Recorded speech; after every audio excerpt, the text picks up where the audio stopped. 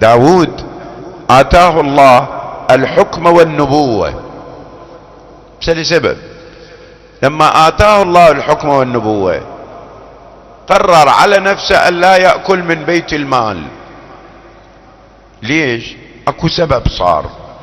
داود من كان حاكم كان يطلع بالليل متنكر يسأل الناس كيف أخبار داود، شنو رأيكم بحكم داود.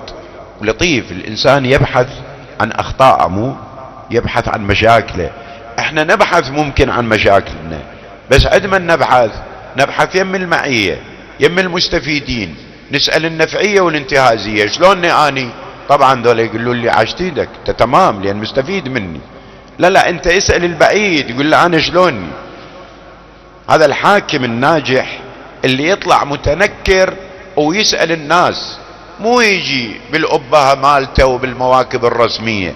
تضطر تستقبل الناس والشعراء بالمديح ما شاء الله، لكن اطلع متنكر واسأل واعرف واقعك شنو. كان داود يطلع متنكر. يوم من الايام سأل له واحد قال له كيف حال داود، شلون هذا الحاكم مالكم؟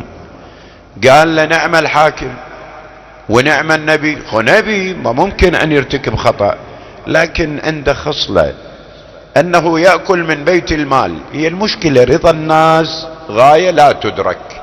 لا تتصور فد يوم انت الناس ترضى عليك، ولا تتوقع تطرح طرح او تقول كلام حتى وان كانت آية قرآنية، هم تجي واحد تلقيه خالفك بالرأي ويوظفها لمعنى اخر ينسجم مع ارادته ومع توجهاته.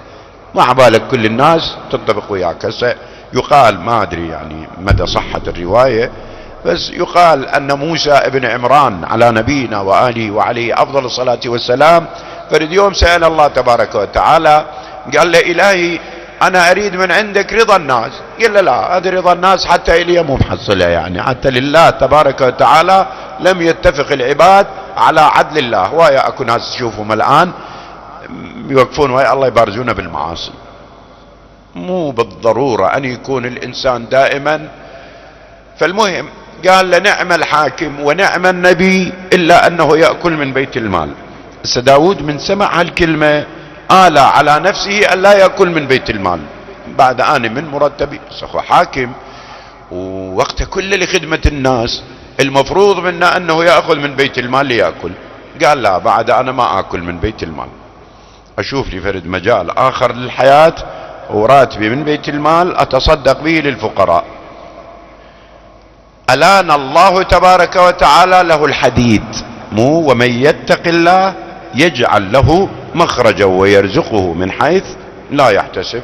هيأ له الحديد، ألان له الحديد، قام يصنع منه الدروع بالليل بوقت راحته يروح يشتغل.